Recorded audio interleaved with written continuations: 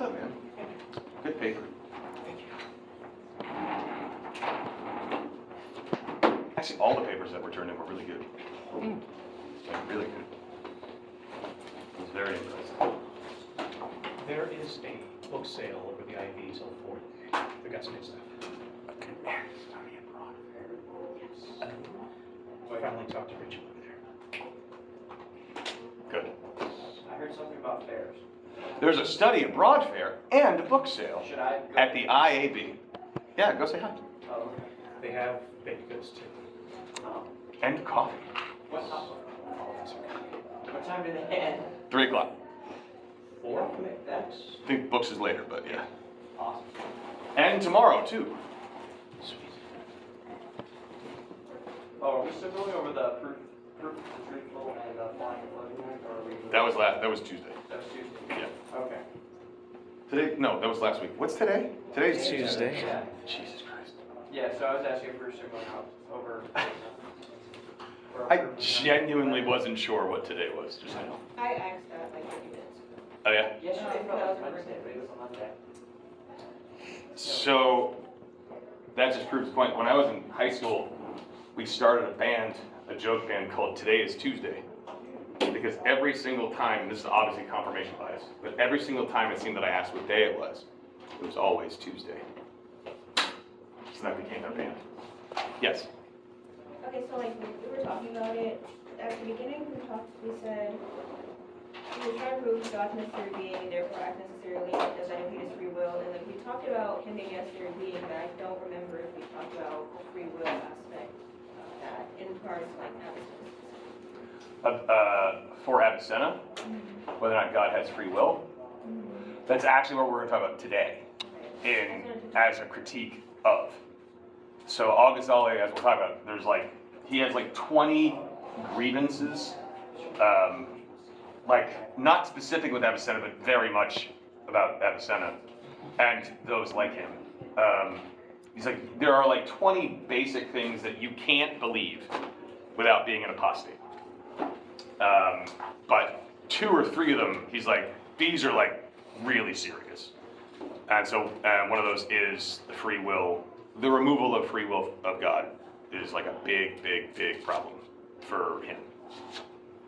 Yes? Didn't you say that Al-Ghazali declared a lesser jihad on? Yeah, so he basically said, because back then, if you were an apostate is somebody who is a believer and then rejects it, right? So and that's worse, right? It's worse to be an apostate than it is to be an atheist or a Christian, because you knew the truth and then you chose to disavow, right?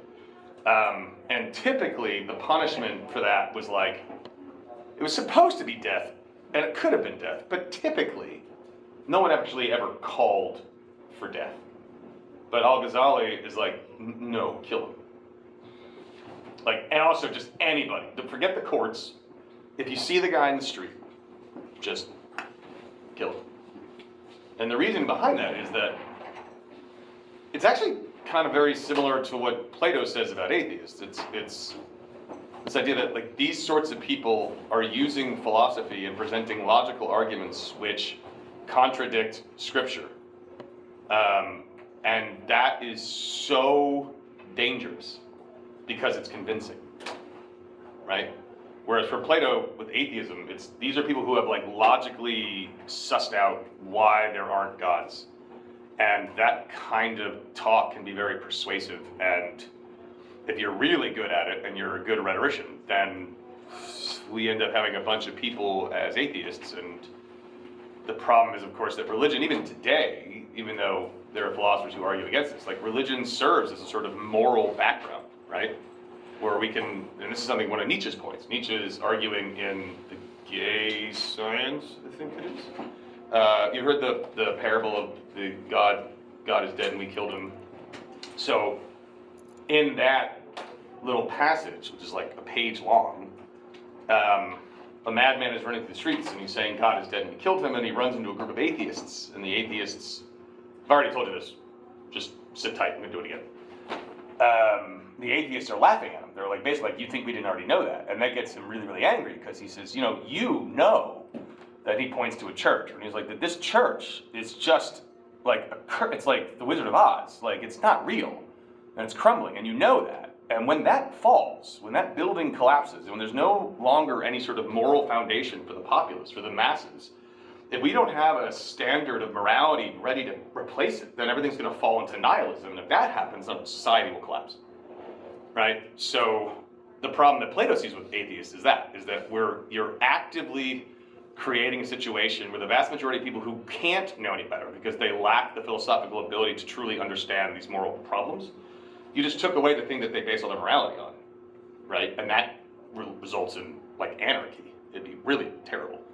So similar here, Al-Ghazali is doing that. He's saying you're using philosophy, and Al-Ghazali is in favor of philosophy. He's just like, you're using it badly and it's gonna cause problems. So we better put you to death before you can spread the virus, as it were. Okay, few things first. Let me close this door. So Ireland. Some updates on that. I heard some feedback, specifically with regard to environmental ethics, and I talked to Dr. Tubig, and I talked to the Department of Public Health, because the Department of Public Health was going to cross-list the philosophy of punishment and incarceration class as a public health class in addition, right? And given that I know of 4 people who wanted to take environmental ethics, and I haven't heard anybody say they want to take philosophy of punishment. I'm not saying they don't, I just haven't heard it. You do. Okay, so, well, let me ask you this. Do you know of anyone, have you spoken to anyone who was planning on taking philosophy of punishment? So 1, ears on the ground, guys. What have you heard? What's the water cooler talk? Nothing. If I find out you're holding out on me. All right, so, but environmental ethics, 1, 2, and I know Logan wanted to take it 2. So my point of all this is we are reinstating environmental ethics. Like, that is happening. And the question is whether or not we drop intro to ethics or we drop philosophy of punishment. So one option, and let me just hear what you guys think. You don't have to be going to Ireland, just what do you think, knowing the people that you know? Do you think it would be better if we had 3 philosophy classes being offered at the upper level? Or do you think that there are people that you know that were planning on taking intro to ethics in term A?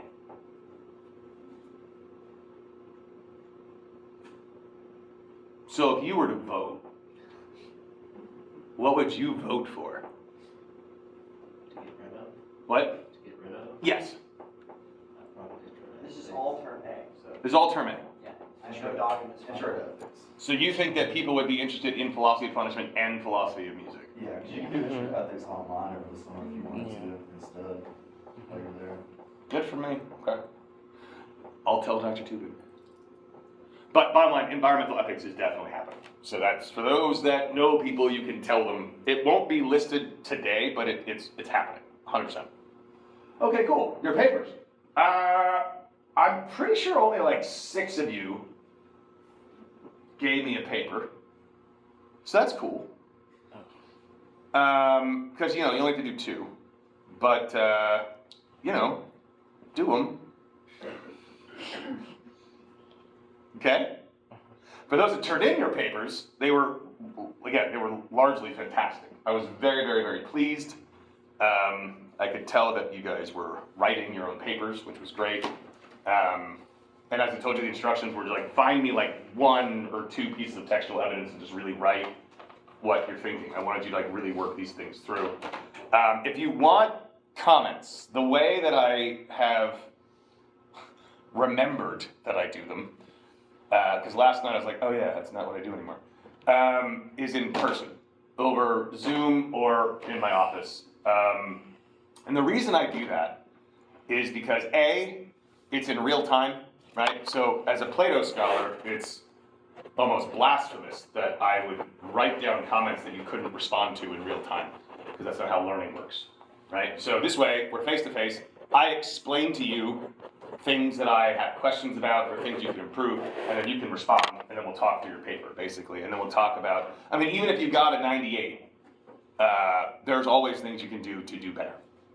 Always. Oh, and if this is the first time you're in my class, a 98 is an A+, and then a 95 is an A, and then a 92 is an A-.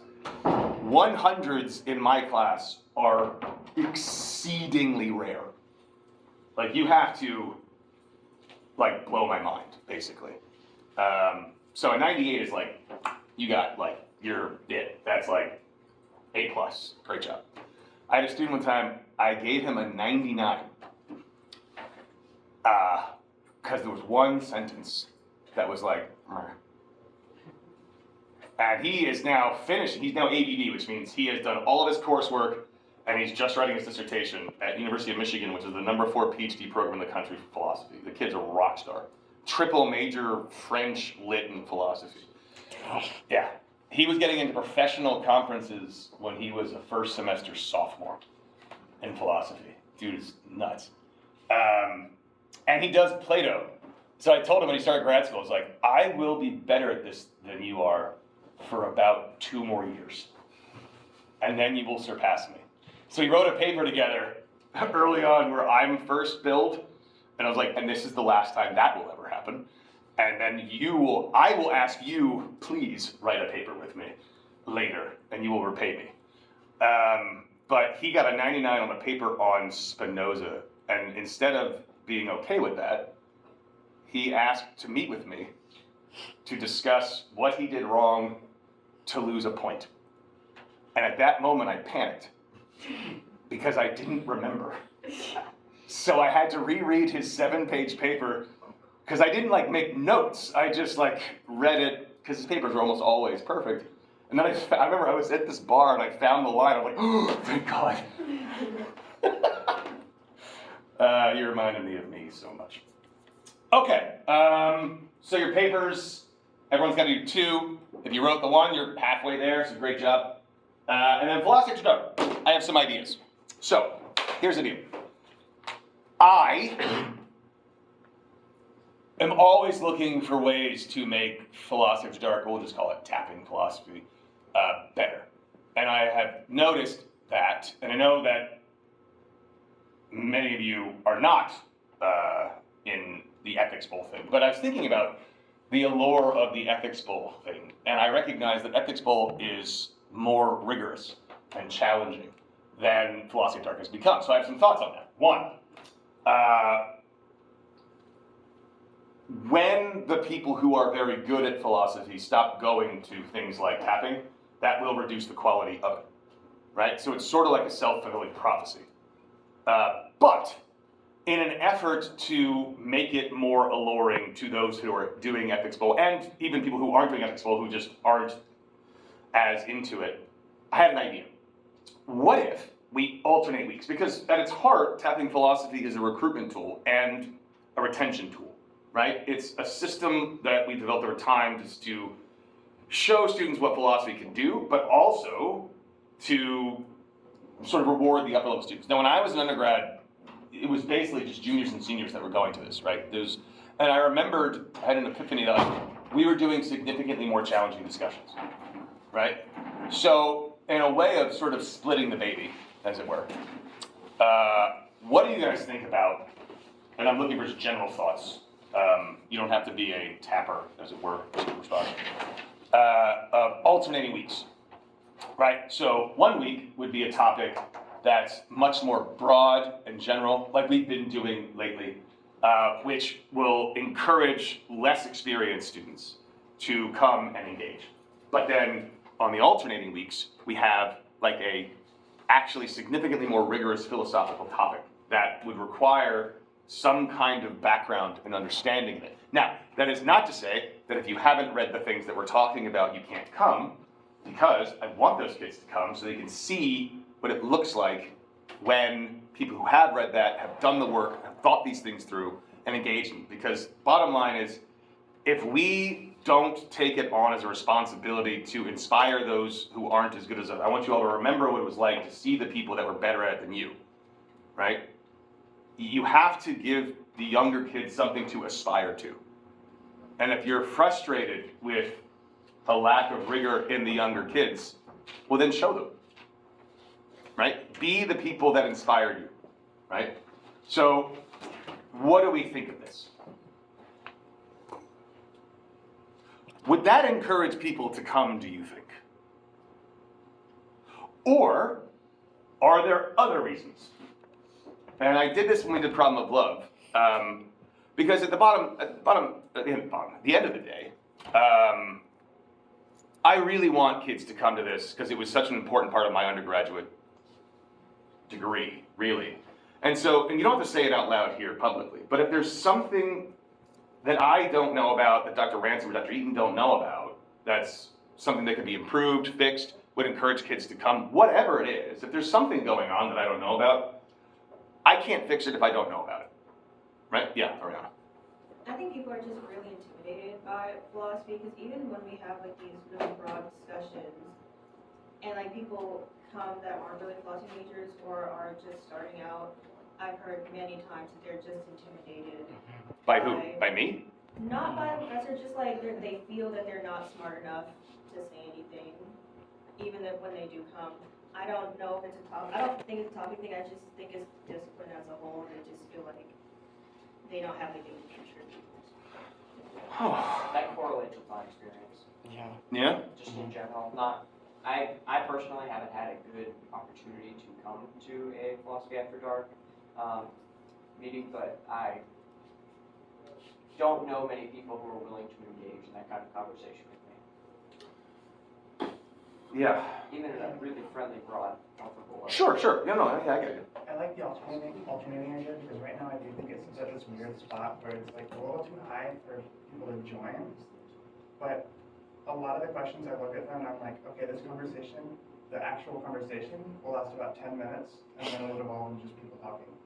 And that's why I don't go to a lot of them. So that there's definitely been topic suggestions that I've read, and I'm like, oh, that's gonna be over in like 5 minutes, and they never are.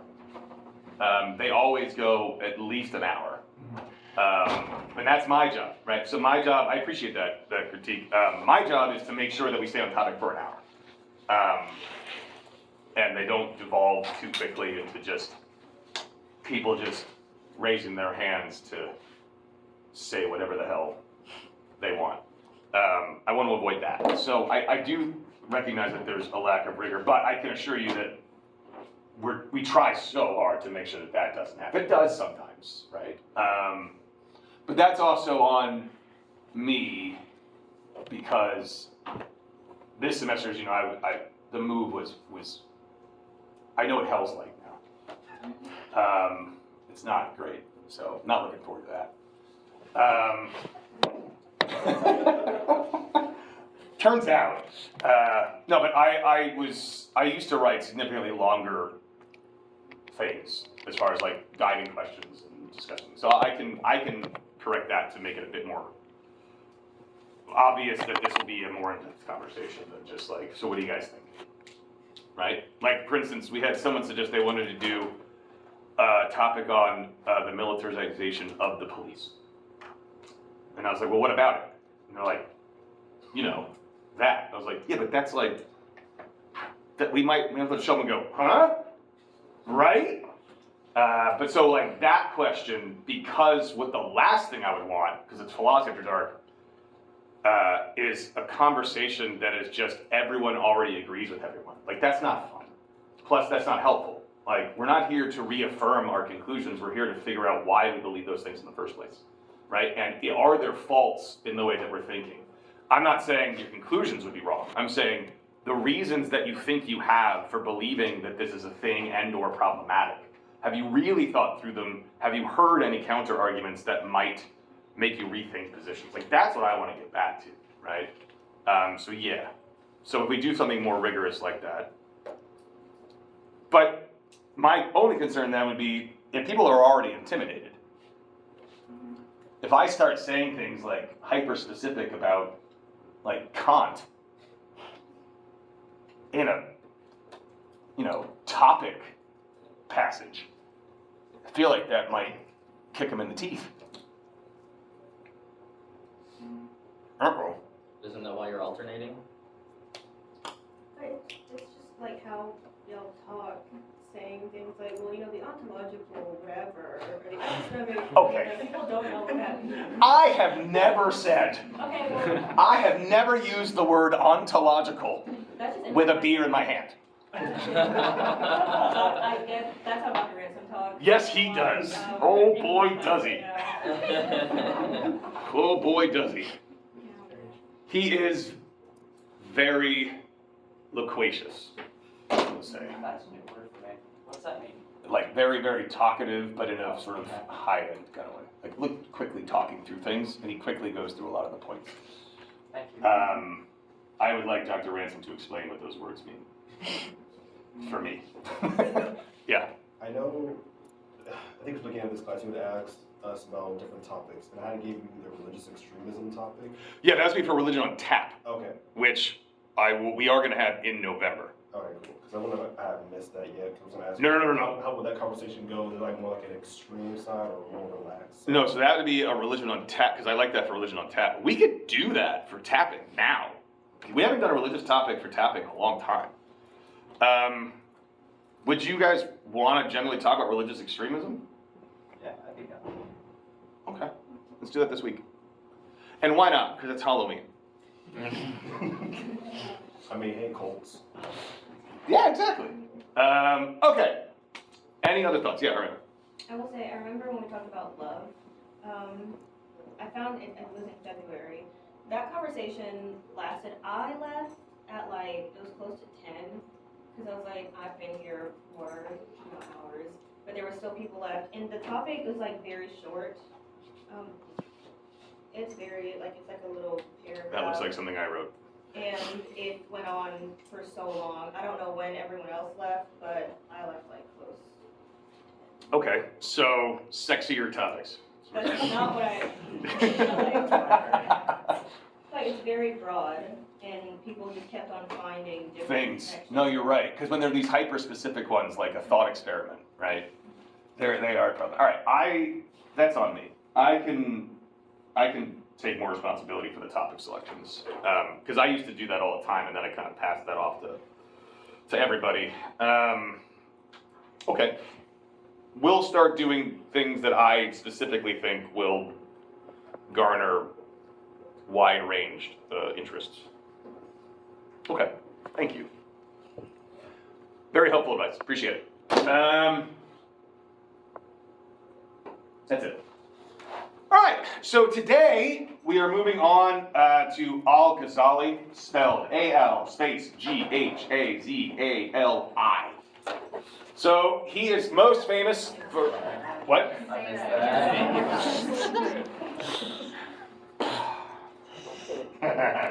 A-L space, as in Al. G, as in Gary. H, as in Henry. A-Z-A-L-I. A-Z-A-L-I.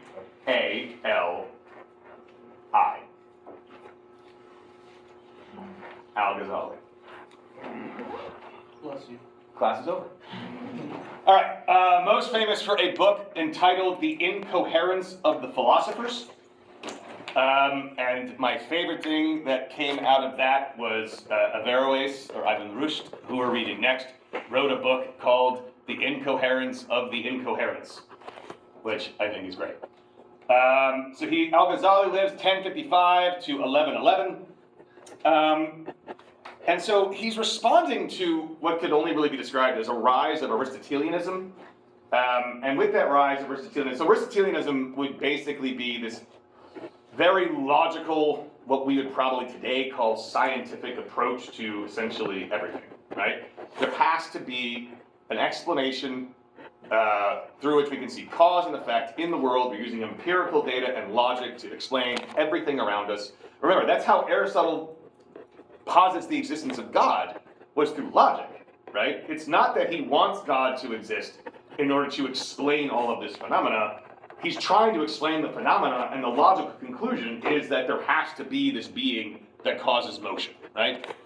So there comes within the Islamic world in particular a sort of reaction from these more religious sects, like the more what we would today call conservative sects. Specifically, the problem is that many of the arguments that are being made by a lot of these Islamic philosophers, and by the way, these are Islamic philosophers that these people are finding problems with. It's not like they're looking into the Christian world, or they're looking into the Jewish community, or they're looking into just pagan communities. They're looking within themselves, and they're saying that all of these arguments that are coming from Muslims are problematic because they're not in alignment with the Quran, right?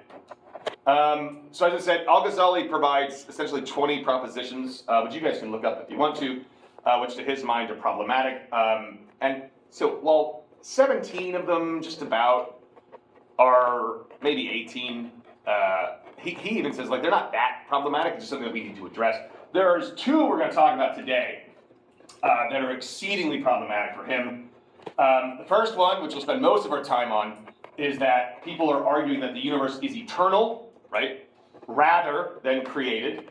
And the second one, which we'll touch on briefly here, is that people are arguing that God only has knowledge of universals and can't have knowledge of particulars. Now, what that means is this. This is coming from Plato.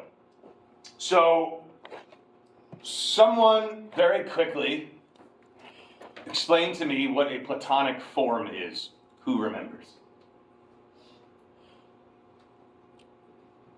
Take beauty. Is it like the current dialogues, there's like example, no, that's not it, or. Right. So he's saying, I'm trying to get to a definition of an idea, right?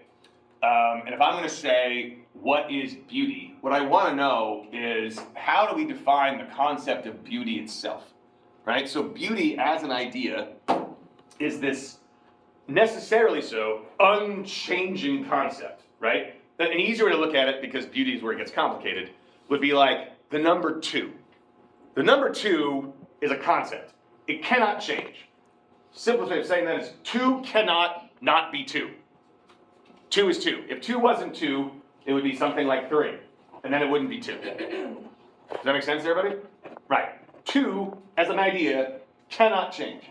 Same thing with more complex ideas like courage, or a one that probably hits a bit more home today for us would be something like justice. Justice, you may think, evolves over time, right? Different societies in history have had different conceptions of justice and blah, blah, blah. Plato's like, yeah, no, they had different understandings of justice, but they were wrong, right? Justice itself cannot change.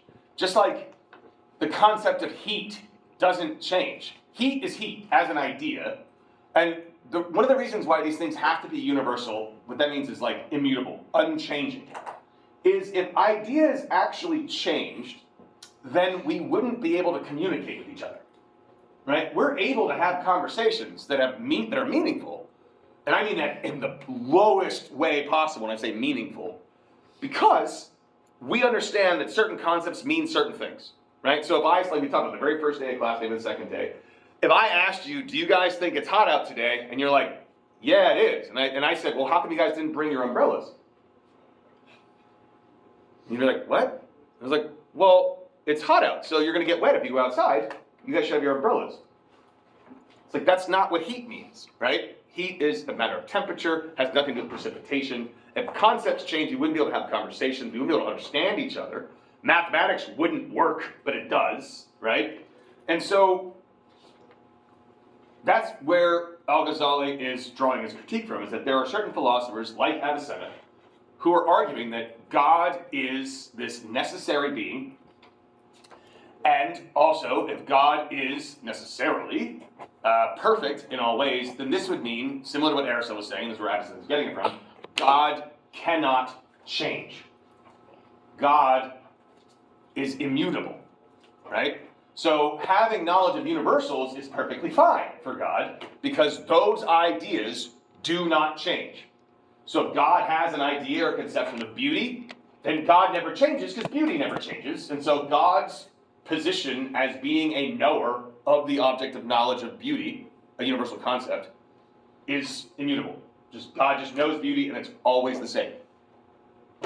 However, something Avicenna points out is that particulars change. And so, like for instance, does anyone here not know how to play an instrument? Okay, so if you, right now, let's say God knows you, right? And God knows you as a non-musical person with regard to play. And then you learn how to play an instrument.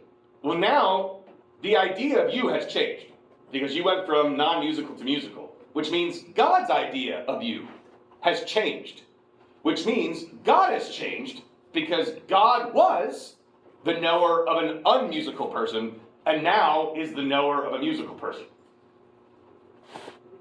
Yes? Does this not work if you take God as being outside of time?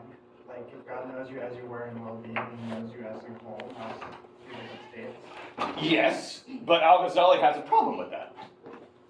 Because within the Quran, God definitely created the world. Which means, by necessity, that happened at a very specific time. And so for Al-Ghazali, this idea that God is outside of time is very problematic because in the Quran, God also performs miracles, which happen at a very specific time, which means God interacts with the world in time. And so, yeah, if we're working within that system, then sure, but Al-Ghazali's like, yeah, but that system's outside of Scripture. It cannot be the case that the God you're describing is the God of the Quran. And well, by the way, Al-Ghazali, as I said, is all in favor of philosophy. It's just, you can't use, if your logic contradicts like something so important like the creation of the world, then your logic is problematic. Whereas before it was, if my logic is right, my logic is valid and sound, and then it doesn't jive with my current interpretation of Scripture, then my interpretation's wrong because that's the one that can be subject to change. Al-Ghazali is flipping that. And he's also not a literalist. Al-Ghazali's like, look, when it comes to Scripture, most of the time you read it literally. Unless, when you're reading it literally, you're like, well, that doesn't make any sense. So obviously that needs to be interpreted. But certain things, like the creation of the world, that's a big one. And that God performs miracles, that's also a big one. And, as we're going to see later, every single thing, every event, even extraordinarily minute events that happen in the world, that is all God's will. Which we'll explain later. So, God is actively engaged in this world. And if you remember, Aristotle's God, this necessary being that acts necessarily, etc., that is a perfect being, which is what Avicenna is sort of inheriting and pushing forward, that God doesn't engage in the world. Can't engage in the world, because that would mean that God has the potential to do something. And if you remember, if something is fully actualized, then that thing has no potential. Because that would mean that that thing could change, and that can't happen. Does that make sense? So from a perspective of looking at, like, say, miracles, for example, there is a time before God showed up to split the Red Sea, and then God did that, and now God is the thing that did that, which means God changed. A quality of God changed, which cannot happen if God is a necessary being the way Avicenna describes it. So Al-Ghazali is putting, he's like, by arguing the points the way that you're arguing them, you are committing blasphemy. Is what he's basically saying. So with the idea of these ideas being particular ideas do change, right? The idea of me, I am a person who is currently sitting in this chair at 41 years of age, right? 5 years ago, I was 36 and standing in this room at some point, probably. Yes. Anyway, the idea of me has changed. I am now a professor that sits. It didn't used to be. I don't know if you heard me sitting down. I started making noises. So it'll come for you all of you. Here's the thing. I make noises standing up. It doesn't even hurt. I'm just sort of anticipating it. Okay. So again, Al-Ghazali believes that a belief in either of those two things, that the world is eternal, not created, and or God cannot know particulars, either belief in either of those things makes one an apostate. And the thing is, prior to Al-Ghazali, like the standard definition, or the requirement, I should say, for being properly labeled an apostate was you had to vocally say, like, Islam is wrong, out loud, publicly. Like, you had to denounce it. What Al-Ghazali is adding to the mix is, oh, no. Beliefs that you hold, like these, if you hold these beliefs, you're an apostate even without denouncing Islam, because in believing these things, you are denouncing Islam. That's like saying, oh, I'm Christian, but Christ is just a figment of everyone's imagination. That guy did not exist. And you're a Christian. Oh yeah, all in on Christianity. But Christ was not real. It's like, you're not then, right? It's like a requirement. So if you believe that Christ was like a con artist, but you're like, but I'm Christian. You're like, no. The same thing is happening here. Even if you're not aware of it, it still makes you an apostate, which is interesting. Okay, so for him, Al-Ghazali, the main goal is to make sure it is understood that those things that are revealed in the Quran are in fact true. And I'll bring up another example too. It also has to be acknowledged that your soul is immortal. That after you die, your soul continues on, and you are either punished or rewarded. And in Islam, so there's actually a lot of debate within Christianity as to the exact nature of heaven and hell. In Islam, it's much clearer. It's like very much like the punishment place and like the reward place afterwards. And Al-Ghazali's like, if you're making these arguments that like Avicenna has some pretty strange arguments about the soul and like collective consciousness and things like this, which seem to eradicate the individual nature of the soul, right? Well, if after I die, I'm not really there anymore, well then I can't really be punished for the things I've done or rewarded. And that goes against like the basic tenets of Islam.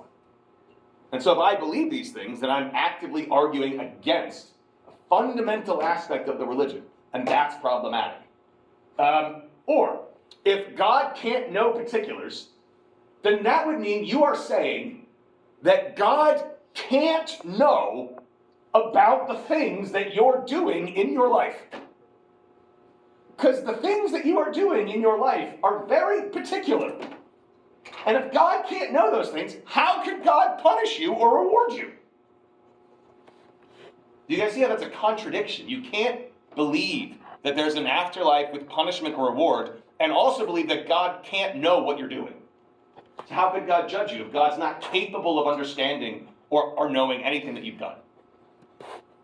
It's like telling a little kid, listen, there's this guy named Santa Claus, and he brings presents to people who are good. But here's the thing, he can't actually know what you're doing. It's like, is he lazy? Oh no, he just can't. It's not possible for him to know. Well then how, like, you can see how that would, if that kind of idea took hold, right? Would that not impact the masses in their approach? Think about all the people in this country who are Christian, who are not, who have not read philosophy, who have not read more scholarly theology, who basically have like your sort of standard grocery market understanding of Christianity, right? While, of course, people are backsliding and doing things that they shouldn't do, you know these people. Don't they live their lives according to this? Like, isn't there not, like, part of them that says, like, I'm not going to act this way because I don't want to go to hell, or I want to go to heaven, so that's part of being a good person. Imagine if it was proven to them, like, oh, no.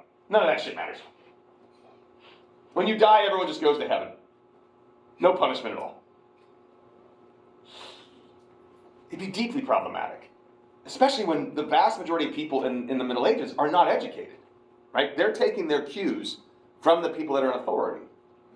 And so he just sees this as not just bad for the individual saying, but also bad for society at large, right? Okay. So, any questions so far? What do you guys think? Yeah.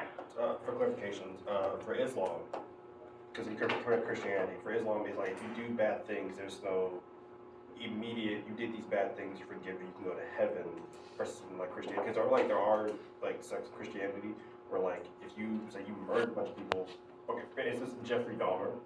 Yeah, he's not going. Yeah, because like there's people who believe to like heaven. he got converted and then went up. So like it's different. So, I mean, look, I grew up in the Catholic Church, and there are these things called mortal sins, where, like, if you murder a bunch of people for shits and giggles, you're not going to heaven. Like, you're not. It's just you're done. That's it. So this, and I got no dog in this fight, right? I haven't murdered anybody yet. So right now I'm fine, but that's not bad. For right now, we'll see.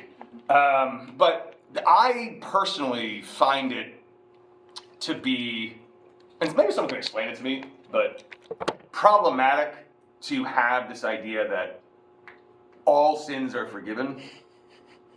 Cause like they're not, right? I mean, like certain things you can't take back. You can't make right. Because if all sins are forgiven, then it seems like there's no real reason to not kill someone, if that's why you're not doing it.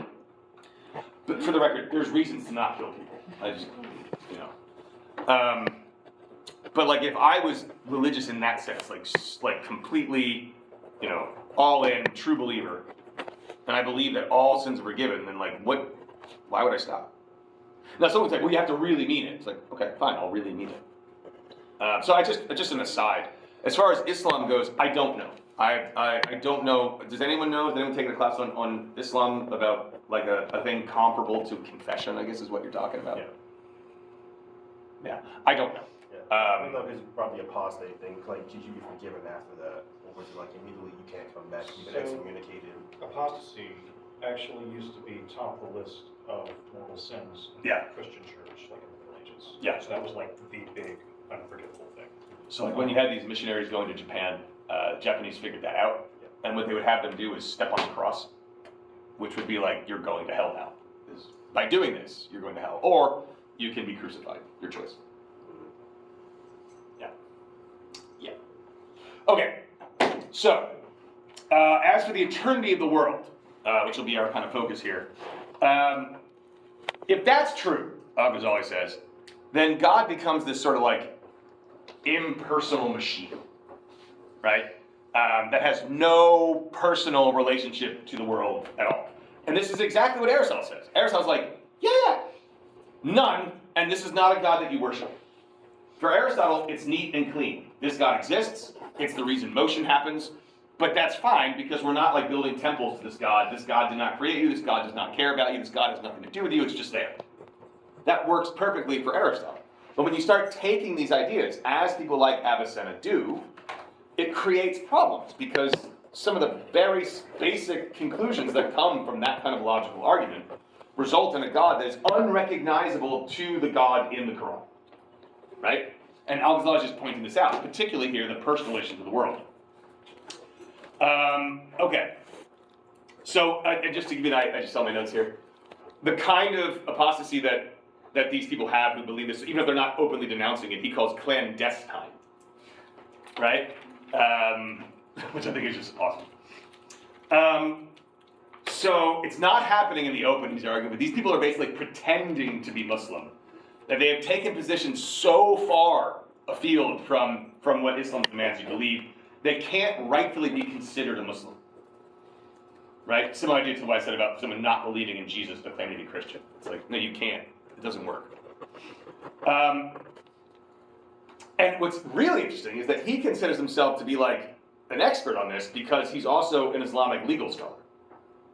Right? So he's like going to Islamic law and showing that you can't believe these sort of things. And he says we can judge people as such, based entirely on the grounds of what they're arguing and what beliefs they claim to have. Now, I will say this, like, as I said earlier, they didn't typically say you're going to be put to death, but that didn't mean they forgave you for this. It was sort of like if you denounced Islam publicly, they wouldn't necessarily call for your head, but they'd be like, oh, but you're going to hell. Like, it was like, yeah, you're done. Okay. So there are basically three groups of people for Al-Ghazali. He separates people into three groups. There are the apostates, who we just talked about. There are people who hold the right position, so these are the orthodox, right? And then there are people who just sort of have the wrong positions on certain things, but they're not blasphemous, right? They're just sort of incorrect. So like, for instance, let's talk about Catholics versus Baptists. Anyone here know Baptists? I've asked this before. Okay. So for the Baptists, that's the one where you get baptized later, right? Right. Yes. Okay. It does not say. So for the Catholics, like, that's not like blasphemous. People get baptized later all the time. It's just problematic because, like, in the interim between your birth and baptism, if you die, you're fucked, right? Or reverse that, we won't leave the Catholics unscathed. I don't know if you know this, but within the Catholic tradition, you guys know what communion is? Do Baptists take communion? Is that a thing? All right. You said every so often?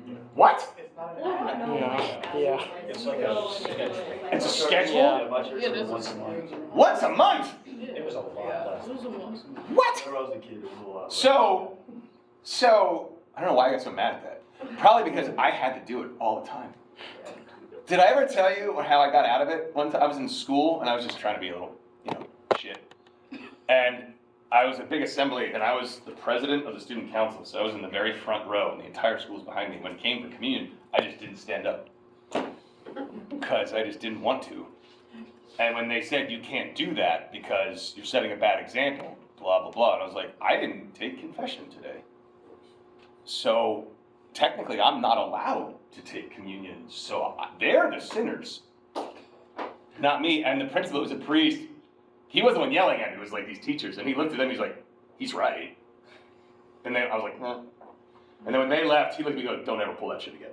I was like, got it. Yeah. By taking communion, you mean like eating the bread and drinking the... Yes. Okay. But for the Catholics, when the priest gives the prayer over the cookies, right? They literally turn into the body of Christ. So when if the Catholic is a true believer and they take communion, they're supposed to believe that they are literally consuming Jesus Christ's flesh. And the wine literally turns into his blood. It's called transubstantiation. That is an actual thing that Catholics are supposed to believe. And Protestants are like, you are out of your mind. So, agree to disagree on that. I don't, but you see, not believing that Christ was real, that is way different than disagreeing on whether or not there's a literal or figurative representation, right? I think the Catholics would take it way more seriously that you don't, but at the same time, you're still taking communion. So, either way. All right, so, back to what I was saying, he is a fan of philosophy, and he wants to say that the way in which we read Scripture properly, we are utilizing philosophy, but we're also utilizing philosophy to make sure that we're not reading these passages incorrectly, right? So an example of this is God having a body, God being in a certain place. Al-Ghazali believes that he can prove demonstrably that is not possible. Right? So any description of God having a body, Al-Ghazali's on that side of no. Right? This is just not... any mention of God having a body, according to Al-Ghazali, needs to be read allegorically. Right? And why? Why do you guys think, then, how are we supposed to read something like God having a hand in Scripture? How would we interpret that? Because he doesn't literally have a hand. What's that for? What's it represent? God's action, God's will. God's action, God's will, and specifically here, God's ability to punish. Right? It's what we hold weapons in, we strike people with our hands, etc., etc. So it represents that. And so again, Al-Ghazali is not like categorically against using philosophy at all. He's like, no, we obviously need to use it in certain ways. And we write, as Maimonides was saying, we write in these more anthropomorphic ways when we're discussing God, because that's easier for people to understand. But we obviously need to use philosophy to understand this in a more profound way. But certain things, no. Okay, creation of the world. I'm going to go back through this argument a bit, and then we'll get back to Al-Ghazali. Ready? Okay. So, Avicenna argues that the world is eternal. He attacks what he sees as the most persuasive argument, which is this. If we're going to say that God created the world, then that would mean that creation happened at a very specific time. But creation at a very specific time cannot come from an eternal source. Right? If we're going to say that God is outside of time, then that would mean that A, God can't engage in time at a particular time. It doesn't work that way. And B, we're also going to argue that God has an eternal will. Well, an eternal will is unchanging. Right? That's part of God being immutable, is that God's will can't be influenced, altered, changed in any way. Which means if we're going to say, and Avicenna's arguing this, if we're going to say God created the world, then we run into the very problem that Aristotle's pointing out, which is, okay, well that would mean that God had the decision to create the world at a specific time, which would mean God would need reasons to do that, and now we're like, God is changeable from one moment to the next. So it becomes like this sort of logical mess, essentially. And so the way out of that is to say, like, the universe has to be eternal because that aligns with God's will being eternal, and it also aligns with God being immutable, right? So he's just following Aristotle, but tacking this sort of blueprint onto Islam, right? Al-Ghazali approaches this in a number of ways. First he goes, well, couldn't God, like, have always just determined that it was going to be at that specific time? Like, that was just always the plan? You know, like, forever? Like, for instance, could it not be the case that God has always willed that you would all be here today? In class, as you are? Thoughts? Did I will to be here today? Did God will you to be here today? Right. But did you will yourself to be here? Exactly. Yeah. And notice how, if it's the case that all things, if we're going to trace everything back to God, which Ephesus we want to do, and God's will is eternal, then we run into the same problems we saw with the early Christian philosophers too, which is, then not only would God not have free will, which we'll get to in a second, but it would seem like you don't.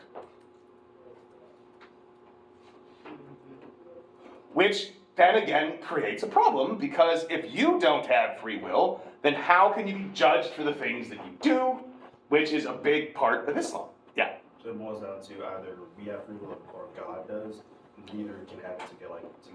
No. What he's saying is either God, if God doesn't have free will, if everything happens from God necessarily, and God is, as Avicenna wants to maintain, like it works for Aristotle, because Aristotle's like, that God doesn't impact the world outside of causing motion at all. So your free will is intact, because it has nothing to do with God. But if God is actively engaged in the world, right, and everything comes from God, that would mean that all of your actions do too. God would be willing that you would be here right now, but always has willed that, and always known that you were going to be here, which that creates that problem of free will we were talking about before. So if God doesn't have free will, it seems like it cuts you off from having it too.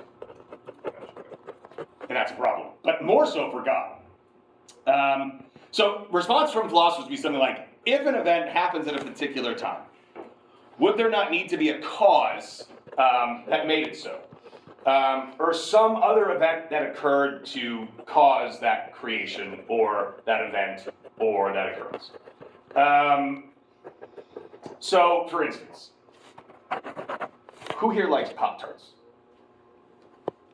Okay. Favorite flavor Pop-Tarts? Let's go around the room. Brown sugar. What? Brown sugar. I thought you said unsugared. And I was like, where are you getting those Pop-Tarts? That kind of goes against their business model. Brown sugar are very good. Okay, good. I'm glad we worked that out. Okay. Anybody else? Strawberry. Cheesecake? Yeah, Ugh. They have cheesecake Pop-Tarts. it was a limited edition one, but it's not my favorite. But there's a reason. S'mores, also a good one. Chocolate chip. They have chocolate chip Pop-Tarts? Yes. Oh my god. The best Pop-Tarts in the I world. saw a strawberry smoothie one at Walmart yesterday. Chocolate chip Pop-Tarts. So, have you guys ever been to Food World? Yes. So, before your time, in 2018, that's right. So what happened? I never went in there when I first moved here in 2008. I never went in there because, like, in September of 2018, 3 women got kidnapped by this dude in the parking lot and like held a knife to them. Like, and one girl literally jumped out. They all got into one of their cars, and she jumped out of the car on the road and like ran to get help. And then like everyone lived, right? But they got assaulted pretty badly. So for like a year, no one went there. Like that parking lot was empty. And then 4 years go by, which is exactly how long it takes for everyone that was in college at that moment to shuffle through. And all of a sudden, everyone started going there again. But I went in there one day because I was driving past it and I was like, fuck it, it's 1 p.m. and I'll be on the lookout. So I went in there and I'm walking down the aisle where the cereal is, at the end of the cereal aisle, and I was going through a Pop-Tart kick. It was like, and I'm not saying I am this, but it was stoner heaven. There was every single flavor of Pop-Tart. I had never seen such a variety of Pop-Tarts. It was awesome. So I would go there every day after that to get different flavors. But I'd never heard of the cheesecake one or chocolate chip. That long story was a way of saying, wow. So when you eat Pop-Tarts, there's a reason why you eat them. Right? Like, it's not random. Like, you decided that you were hungry. That's not how that works. You were hungry. And then you decided that you wanted Pop-Tarts because you've had Pop-Tarts in the past. Or you literally have no food left in your house and you need to eat something, right? Et cetera, et cetera, et cetera. There's always a cause. So if we're talking about this in terms of God and creation, that this becomes a problem. Because before creation, this is important, there's no possibility of an external event causing it. Because, why? Because nothing's created. Exactly. Because there's nothing there. So, think of all of your actions as being determined like a row of dominoes, right? You can trace back the reasoning for all of your actions if you go back far enough. Like nothing you do is random, right? Even if, to combat what I just said, you try to do something random, the only reason you're doing something random is because I told you that you couldn't. And whatever you imagine to be random is dependent upon all the things you experienced that you thought to yourself, well, that was random. Right? So you're just on this train track going, but there's always a cause for everything that happens. But that only works if there's something there already. So if there's nothing here, nothing. It's kind of like the Big Bang Theory problem. The Big Bang Theory, what happened? Oh, well, there was an explosion. Great. But at first there was nothing, and then there was an explosion. Well, that doesn't work, because there has to be something there to explode. Something can't come from nothing. So if there's nothing, there can't be there's no possibility of an external event causing it, and as such, these philosophers will argue, it must be eternal. Right? This is Avicenna's argument, essentially. He's like, There had to always be something there, because otherwise you can't explain from where it came from. This is Aristotle's argument too. Without the universe already being there, there are no major events that could cause its creation, is basically the argument, and therefore, it's absurd to think that, and therefore, the universe must be eternal by default.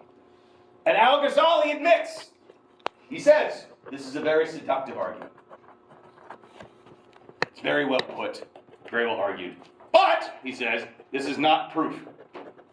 Let's go back to Pop-Tarts. So, as he puts it, before the universe, right, all moments are indistinguishable. So, as they argue, if all moments, and this is, again, he's kind of referring to their argument, if all moments are indistinguishable, then God would choose the time of creation, so we're going to say God created the universe, and he would choose this time of creation arbitrarily, which is weird. It's weird if you think of God's will as necessary. So if God's will is necessary, then God doesn't do things randomly, and God doesn't choose things arbitrarily. If God is necessary, and all the qualities that come with that necessity, then arbitrary choice is extremely problematic. And if arbitrary choice is extremely problematic, then there needs to be a reason why, if God created the universe, why that specific time? And if we're going to say that God acted necessarily and chose that specific time, then we have to account for why God chose that specific time, because if things happen necessarily, we can trace it back. Does that make sense to everybody? And that's a huge problem. Why would God, if there are no external causes, because creation hasn't happened yet, why would one particular time for creation be chosen over another? There's no reasoning behind it. Al-Ghazali's response to this whole thing is that he wants to maintain free will. He says God can choose an arbitrary moment. In fact, the choosing of something completely arbitrarily is the ultimate expression of free will. We can do this. I am old school when it comes to Pop-Tarts. Don't get me wrong, I love the fancy ones too. But at strawberry, they're good, but I feel like they reached the pinnacle at cherry. The frosted cherry Pop-Tarts are glorious. Now imagine I showed up here and I had 2 plates, and I put them in front of you. And each plate had a perfectly toasted cherry Pop-Tart on it. And then I said to you, pick one. And you knew exactly what they were. I was like, they are both frosted cherry Pop-Tarts. No corners broke off in the extraction process. Everything is as it should be. They are identical. Pick one. Can you pick one? Yeah. Why'd you pick one over the other? Because I'm right-handed. That's what I was gonna say, I'm right-handed. But did you have to do that? Couldn't you just pick the other one up with your right hand? That's more work. I do the thing like where I'm like, I don't use my left hand enough. I want to develop that side of my brain. Let me grab with my left hand. Okay. So if I'm just thinking unconsciously, there'd probably still be a reason. Yeah, and that's what Hobbes would say too, right? He'd say your past experiences of reaching something with your right hand and your past experiences of wanting to eat the Pop-Tart a millisecond faster, would encourage you to do that. But what Al-Ghazali is saying is like, but really, you're just choosing. Like you're choosing arbitrarily between 2 entirely identical. There's no reason to pick one over the other. And he says, surely, if humans can do this, so can you. I'll make the example easier. Okay, I put 2 Pop-Tarts hanging off the edge of this, and your head is positioned right in between them. and it is equidistant from both Pop-Tarts, and you have to choose one or the other, which means you have to go left or go right.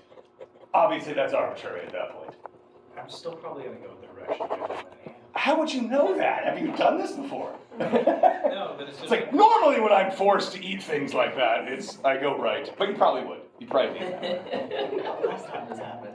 The last time this happened, well, let's try it. Break the dominance. You can- But don't tell people that you're doing this experiment on, because it would be on, not with, what the goal is. Just see. All right.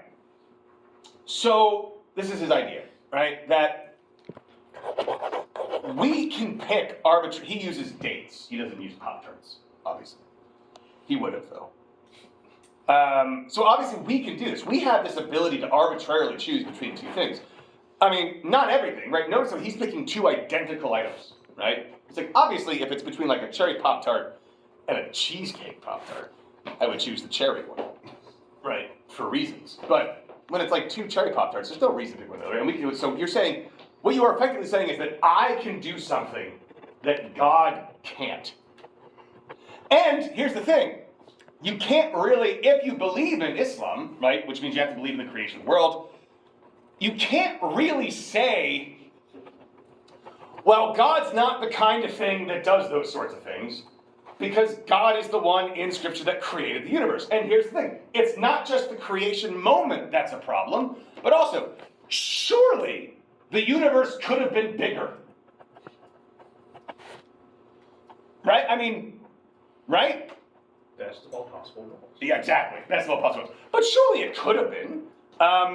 Like, if Jupiter was 1 square mile bigger, 1 cubic mile bigger, that just seems so random. Like, why oxygen and not helium?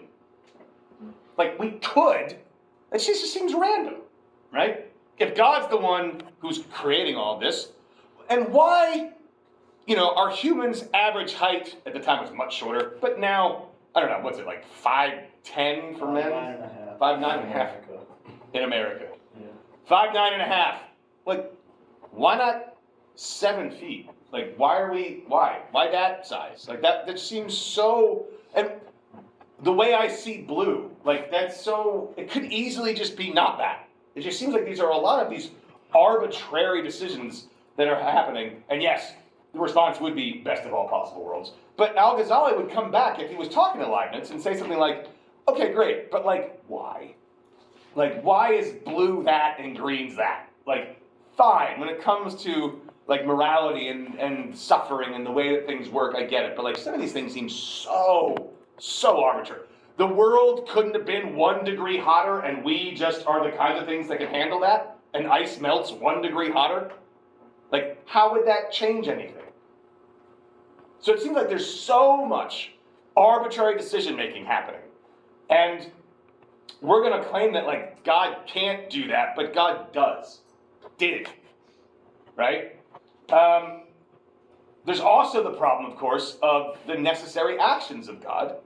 If God is a necessary being and all actions flow from God necessarily, then we remove God's will entirely, which would mean that God has no real say in the nature of the universe at all. God isn't influencing the causal chain of events.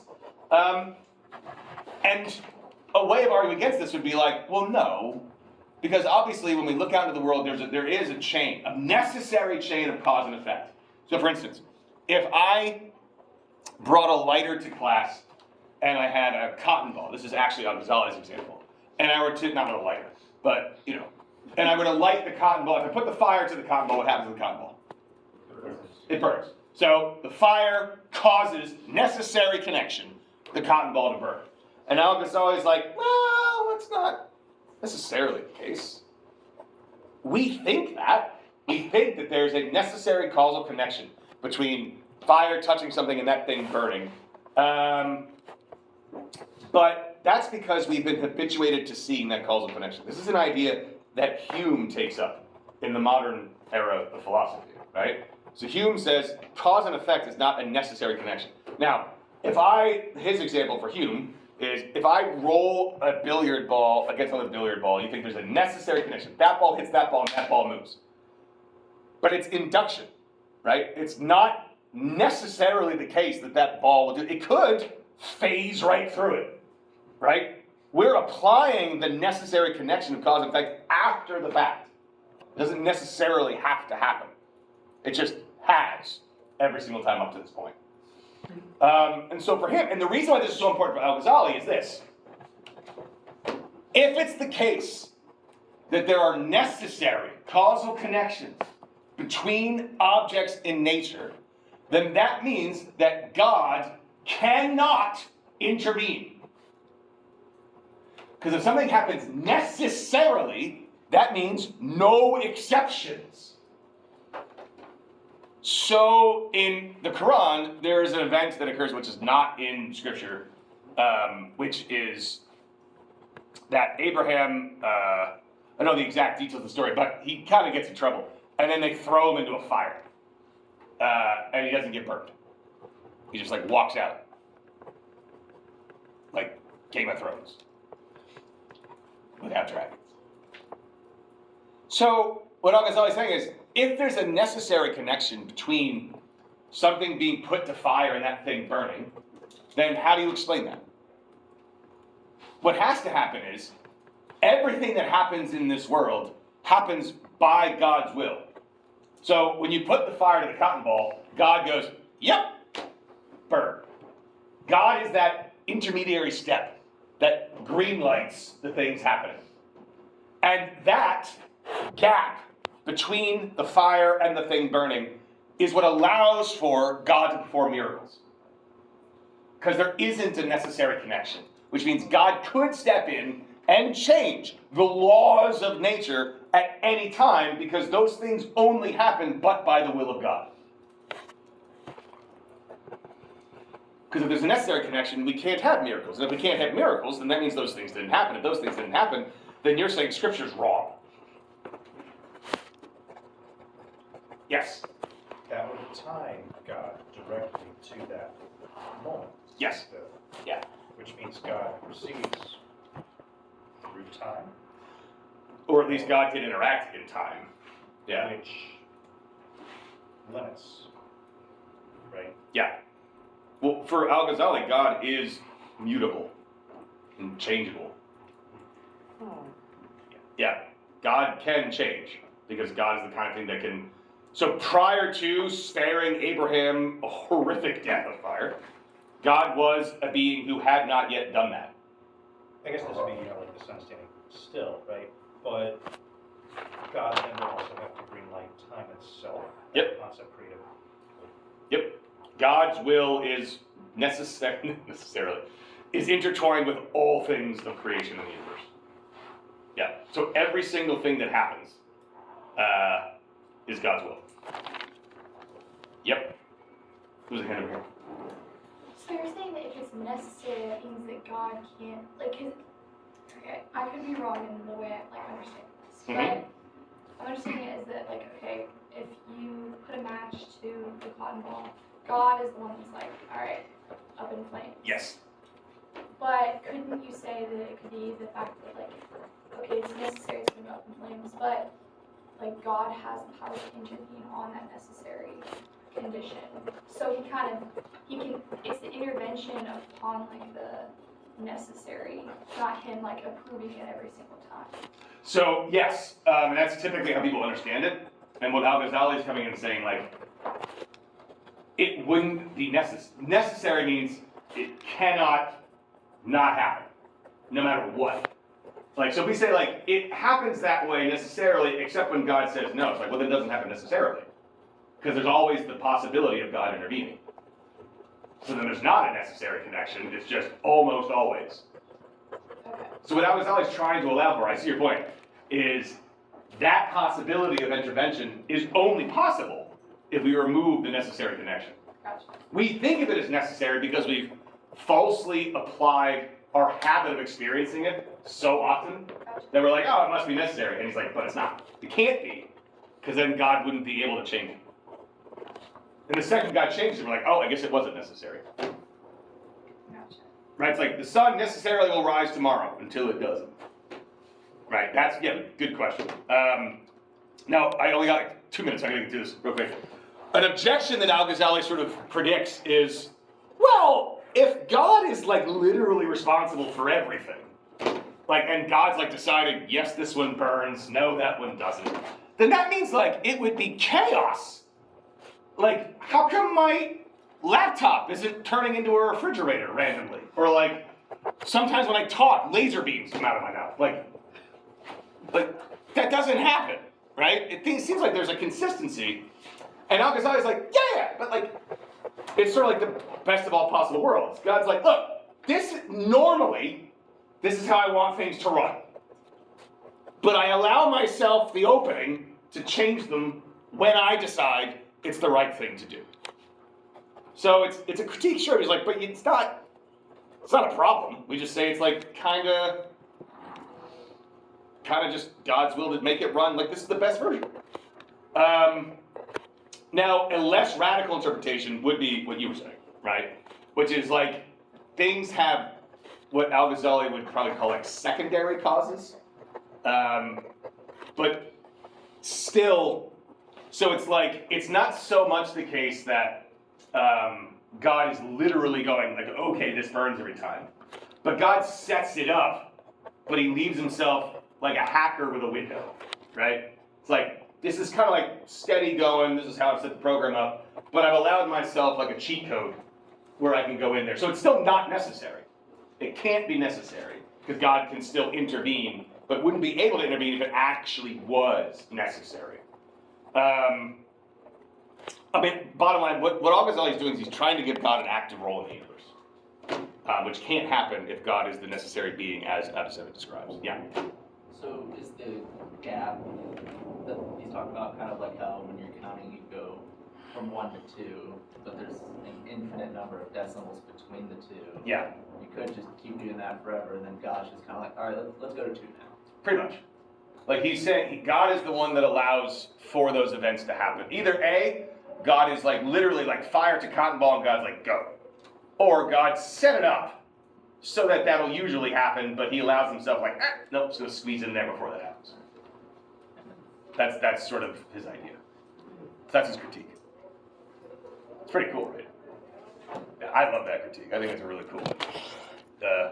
We can do something that God can't, and the thing we can do is like so arbitrary. You're like, yeah, that does seem. And God did pick, if God created the world, which you have to believe if you're Islam. So the only critique I can make of this is he's saying you have to believe these certain things, like God created the world. And once that belief is in place, then everything you're saying falls apart. He's like, so either A, abandon those beliefs, or B, stop calling yourself Muslim. Because you're not. You can't be. Also, put them down. Alright guys, so we'll do Averroes on Thursday. I have a question. Yes? Just to make sure. He thinks that God changes. Or he doesn't think God changes. God cannot be immutable. Because God intervenes. Okay. And also God knows particulars. Has to, because otherwise God wouldn't be able to punish you. So insofar as God can know items of knowledge that themselves change, so too can God change in that way. Right? So like it's sort of like a way of categorizing. It's like God is the kind of thing that at this point knew this and then that point changed, but God immediately knows that because God is God. But God still has changed because the amount of knowledge or the things that God knows changes. So God as a knower changes even though God knows everything. Okay. Yes. Okay. I was got here late, so I missed the announcements for philosophy after dark. Okay, so papers, when you write your papers, I'm going to give you a grade, and then if you want comments, you come see me or go over Zoom, because I like doing things in real time. And then Ireland, environmental ethics is back in the books. So it'll be most likely it'll be environmental ethics, philosophy of punishment, and philosophy of nature. So it'll be 3 philosophy options. I think would be the best way to go. Cool. I would like to give comments. Okay, so